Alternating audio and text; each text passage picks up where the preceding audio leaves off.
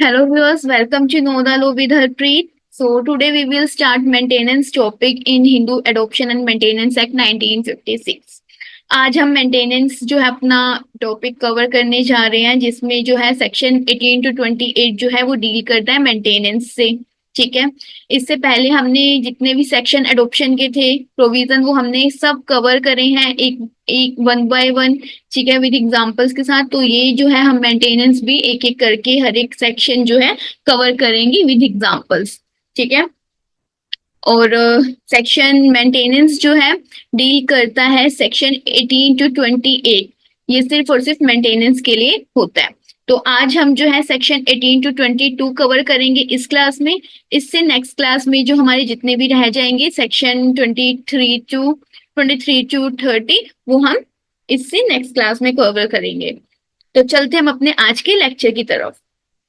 Maintenance देखो होता क्या है। मेंटेनेंस मतलब कि किसी पर्सन को मेंटेन करना, फूड से मेंटेन करना, क्लोथ से मेंटेन करना, उसका जो रहने का सहने का सब कुछ रहता है। ठीक है। रिसाइड वो जो है उसका मेंटेन करना, उसके सारे एक्सपेंसेस कवर करना उसके। ठीक है।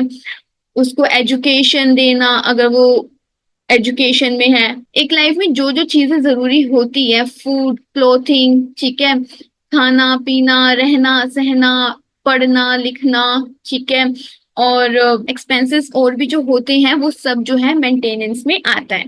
कि किसी पर्सन की इतनी सफिशिएंट इनकम है कि वो जो है दूसरे पर्सन को मेंटेन कर सकता है, क्योंकि वो जो है इनकम नहीं है उसके पास ऐसा कोई भी सोर्स नहीं है जिससे वो खुद की जरूरतों को, खुद की नीड्स को जो है फुलफिल कर सके।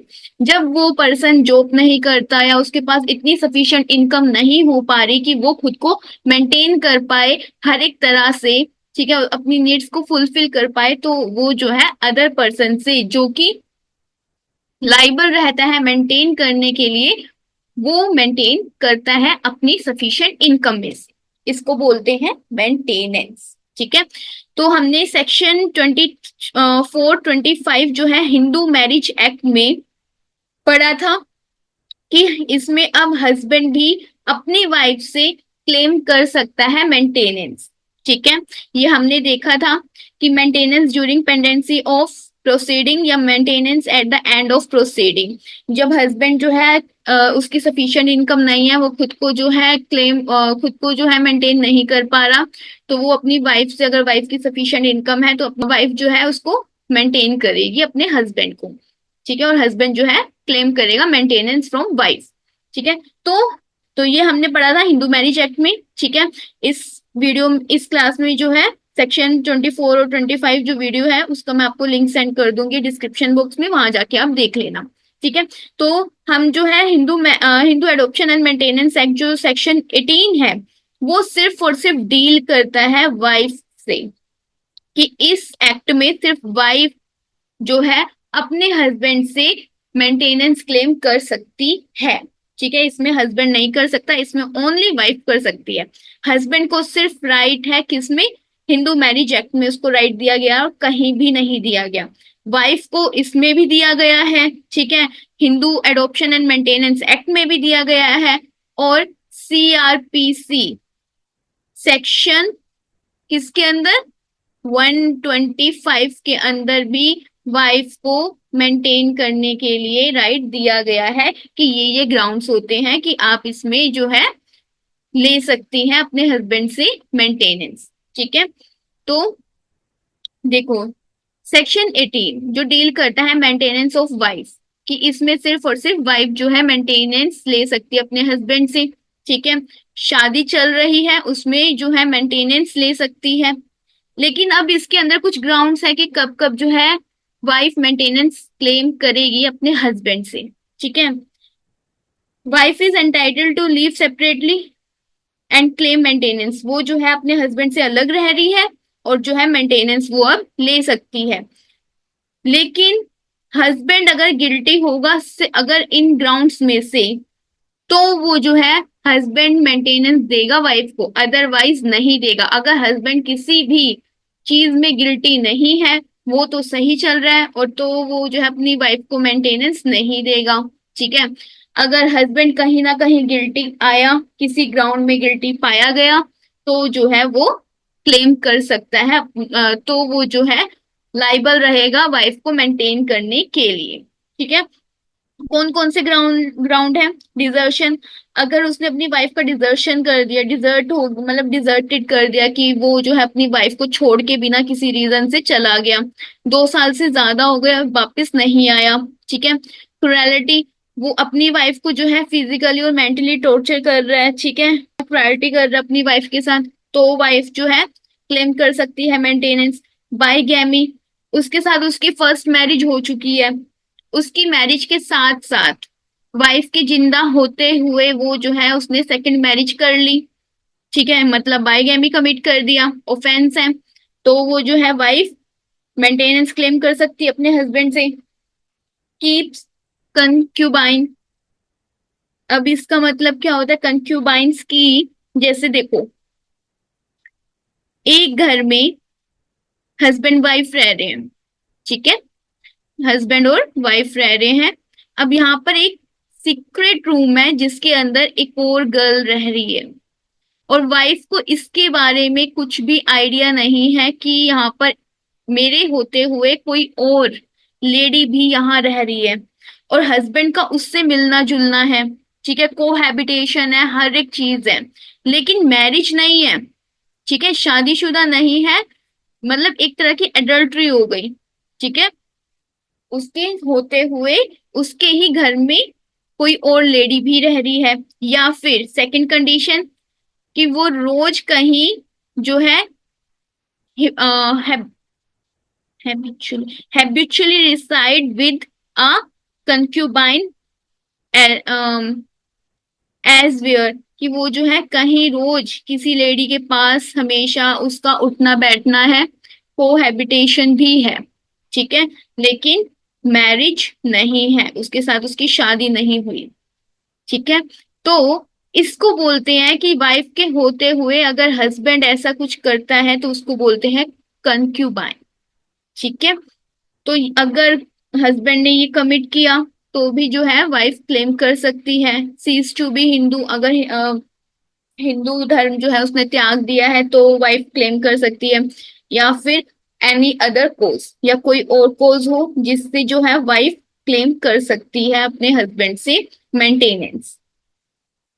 अब सेक्शन 18 क्लोज 3 में बोला है कि वाइफ कब जो है उसके पास राइट चला जाता है कि वो मेंटेनेंस नहीं ले पाती, अगर वो खुद ही अनचेस्ट हो, या उसने सीज टू बी हिंदू कर लिया हो।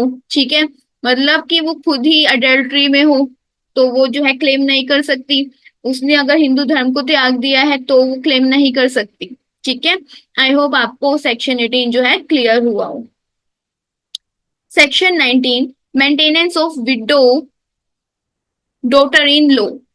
अब बोला है कि मेंटेनेंस जो है मेंटेन करना अपनी डॉटर इन लॉ को, मतलब अब यहाँ पर कौन मेंटेन करेगा?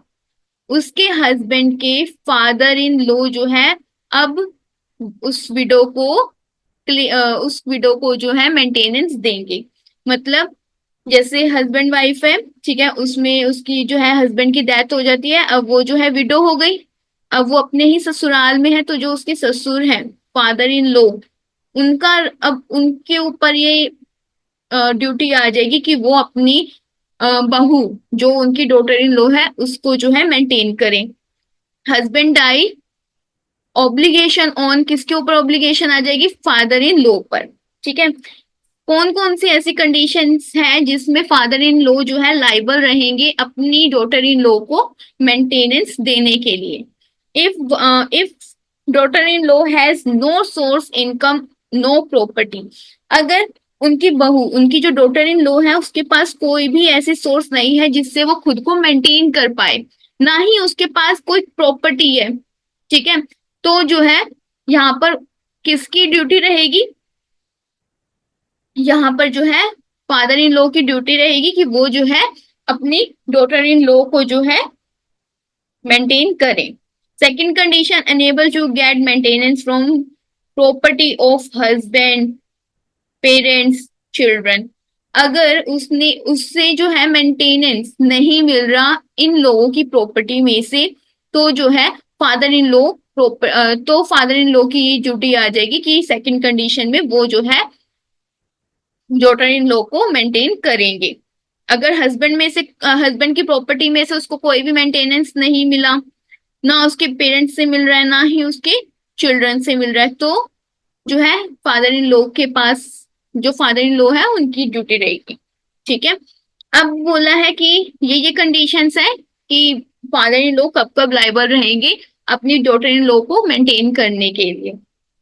अब सेकंड क्लोज में बोला है सेक्शन 19 के, father in law when no liable to maintain his daughter in law.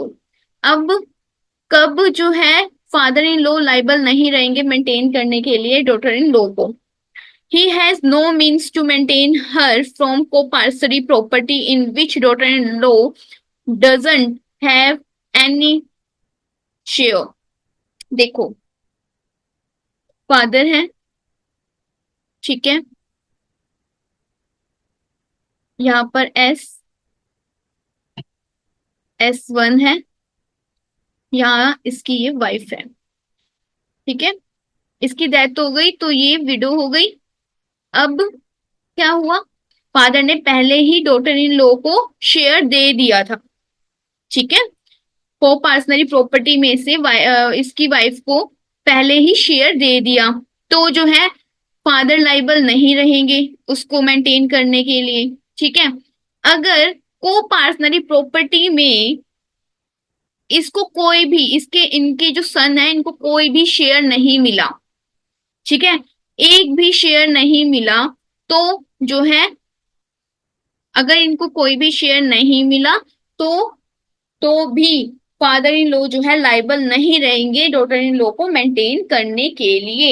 ये सिर्फ और सिर्फ को पर्सनली प्रॉपर्टी का है कि अगर को पर्सनली प्रॉपर्टी में से अगर डॉटर इन लॉ को ऑलरेडी पहले ही उसको शेयर मिल गया तो नहीं उनके ऊपर हेडेक कि वो जो है मेंटेन करे, ठीक है। अगर उनके सन का कोई भी राइट उनको जो है उसको शेयर मिला ही नहीं था, तो जो है अगर नहीं था उसका कोई भी इसका शेयर को पर्सनली प्रॉपर्टी में से, तो भी जो है फादर इन लॉ लाइबल नहीं रहेंगे, ठीक है। मतलब देखो दोबारा, ये है फादर, ये है सन वन, ठीक है, इनकी वाइफ है, ये सन वन है, ठीक है। सन की जो है डेथ हो गई तो पहले ही शेयर दे दिया, फादर इन लॉ ने जो है पहले ही शेयर दे दिया था, तो ये लाइबल नहीं रहेंगे मेंटेन करने के लिए।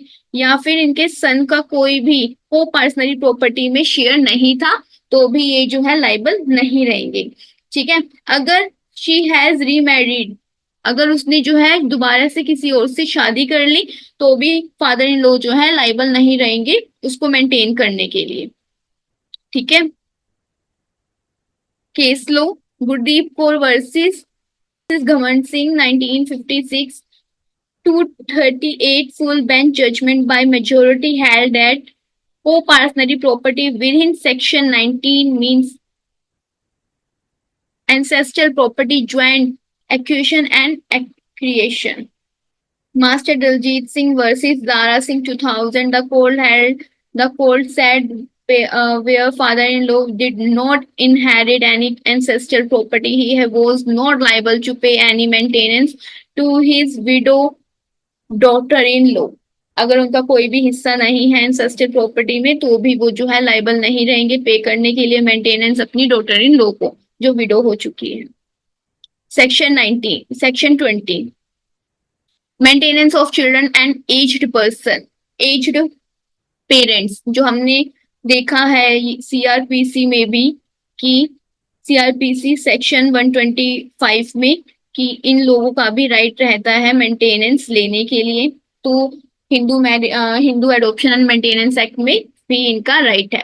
सच person does such person can't such person can't earn money, can't support themselves, जो पर्सन कमा नहीं सकते और ना ही वो खुद को सपोर्ट कर पा रहे हैं, तो कौन मेंटेन करेगा? जो लाइबल रहेगा, ठीक है, कब कब जो है मेंटेनेंस के लिए ये लोग रहते हैं, क्लेम कब कब कर सकते हैं? चिल्ड्रन लेजिटिमेट हो या इलेजिटिमेट हो, दोनों ही क्लेम कर सकते हैं। ठीक है, चिल्ड्रन अगर माइनर है तो इसके पास राइट है कि वो क्लेम ले सकता है। Unmarried daughter till she gets daughter married, जब तक उसकी मैरिज नहीं होती तब तक जो है वो उसको क्लेम के लिए रहेगा कि वो जो है क्लेम ले सकती है मेंटेनेंस। अगर एज्ड पेरेंट्स ओल्ड है, फिजिकली मेंटली वीक है, तो वो मेंटेनेंस ले सकते हैं। कांट मेंटेन देम सेल्फ, वो खुद को जो है मेंटेन नहीं कर पा रहे। ठीक है, childless step mother consider parents, ठीक है, उनके पास जो है वो उनके पास कोई बच्चा नहीं है, स्टेप मदर है। ठीक है, कंसिडर जो पेरेंट ही है एक तरह की, वो भी जो है क्लेम कर सकती है। सेक्शन 21 एंड 22 जो है वो डील करते हैं डिपेंडेंट्स की, डिपेंडेंट्स होते कौन है। ठीक है, who are dependents? A person who relies on parents, brothers और सम रिलेटिव फॉर लिविंग। जो डिसीज पर्सन है, ठीक है, अब जो डिसीज पर्सन है, जो उनके पीछे रह गए हैं, जो फैमिली के मेंबर्स जो रह गए हैं, वो डिपेंडेंट रह गए। ठीक है, अगर कोई जो डिसीज पर्सन है वही सिर्फ कमाता था, ठीक है, वही उन लोगों को सबको जो है देखता था, लेकिन अब उसकी ही डेथ हो गई तो वो जो है डिपेंडेंट रह गए। ठीक है, अब वो कैसे उनको मेंटेनेंस मिलेगी, कौन कौन डिपेंडेंट होते हैं, पहले तो ये देखो। 21 में जो है डिफाइन किया गया है कि कौन कौन जो है डिपेंडेंट रहते हैं डिसीज के। फादर, मदर, विडो जिसने अभी दोबारा से रीमैरिड नहीं करी, minor son, grandson, great grandson with pre deceased father, grandfather, provided he has not been able to obtain maintenance from any other source, वो उनके पास कोई भी अदर सोर्स नहीं है खुद को मेंटेन करने के लिए। Unmarried daughter, grand daughter, great grand daughter with pre deceased father और ग्रैंडफादर, ठीक है, provided she has not been able to obtain maintenance from any other source। ठीक है, widow daughter who has not been obtained any other source estate of her husband, children, widow daughter in law। ठीक है, same वही चीजें हैं कि ये लोग जो है ये लोग जो है मेंटेनेंस नहीं ले सकते।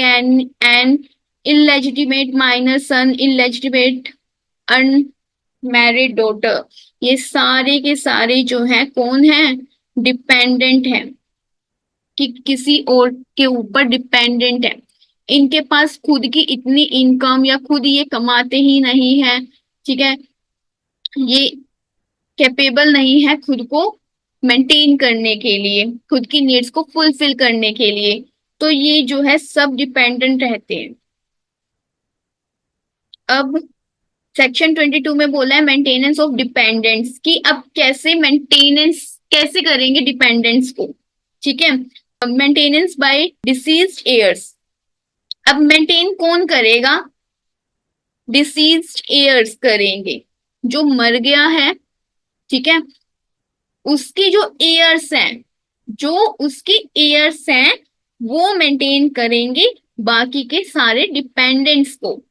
Who would inherit his her property out his estate, मतलब जो डिसीज्ड पर्सन है उसकी प्रॉपर्टी जिस जिसको गई है, ठीक है, डिसीज पर्सन की जिस जिसको प्रॉपर्टी गई है, वो सब लोग जो है मिलकर सारे डिपेंडेंट्स जो क्लेम कर सकता है, डिपेंडेंट जिसके पास खुद की सफिशिएंट अदर सोर्स नहीं है कि वो खुद को मेंटेन कर सके, तो ये लोग जो है डिसीज के एयर्स वो जो है डिपेंडेंट्स को मेंटेन करेंगे।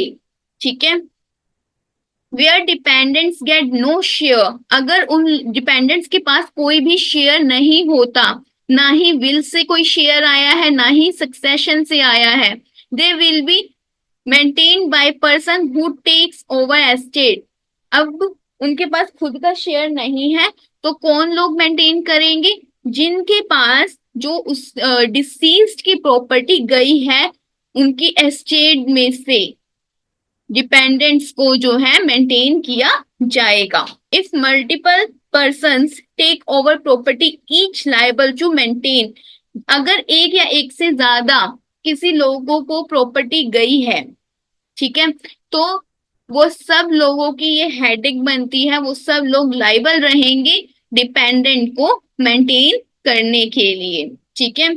Obtain of maintenance according to their share in property of dependent get any share, they won't be liable to maintain others। इसमें बोला कि डिपेंडेंट्स गेट एनी शेयर, अगर डिपेंडेंट्स के पास पहले ही शेयर है तो वो जो है डिसीज्ड हेयर से जो है क्लेम नहीं कर सकते मेंटेनेंस, ठीक है। अगर उनके पास कोई भी शेयर नहीं है, ठीक है, वो एकदम हेल्पलेस है, तो वो जो है डिसीज्ड हेयर से मेंटेनेंस क्लेम कर सकते हैं। अगर उनके पास शेयर है तो वो जो है मेंटेनेंस नहीं ले सकते। आई होप आपको क्लियर हुआ हो। तो आज के लिए इतना ही, कल हम सेक्शन 23 to 30 जो है वो कवर करेंगे। मेंटेनेंस हमारा कल खत्म हो जाएगा, Hindu adoption and maintenance act जो है 1956 कल फिनिश हो जाएगा। तो आज के लिए इतना ही guys, thank you so much, take care and have a nice day.